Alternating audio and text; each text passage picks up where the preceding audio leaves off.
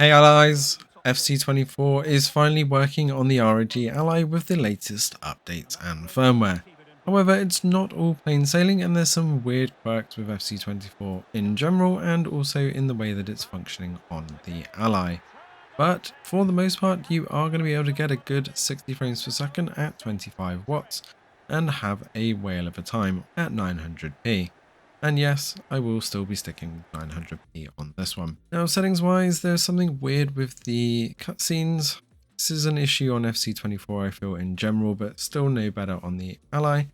Not to mention some control issues where it keeps not responding to the controller. You have to kind of switch to desktop controller mode and then press the L1 key to free it up and actually be able to change your settings. So bear that in mind if you need to change settings in game. But no matter if the cutscene frame rate is at half frame rate or full frame rate, it still seems to cap at 30 and is really jerky. You see it constantly drops down to like 19 to 20 there with major stutters.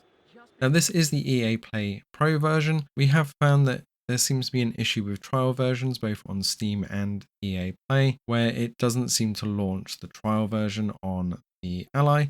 But if you play the full game, as you can see here, it does start up and get past that startup screen where it normally freezes, but it does take a couple of minutes the first time. Now settings wise, I did mess around a fair amount with this. 60 frames per second and 60 Hz is definitely the sweet spot, and rendering quality and everything else is actually best on auto. I played around with the settings for this quite a while, and I couldn't really get anything as stable or as good looking as just the auto settings, which is quite surprising. But I'm just going to show you some medium footage here. You'll see that the frames per second dips quite a lot more, even when it's up at the 30 watts with the boost mode going. It's still dipping into the 50s quite regularly with the medium settings. I actually noticed a bit of input latency as well. It was really weird that these settings didn't really look any different, but the behavior of the characters, but the behavior of the players, and also the frames per second was really telling.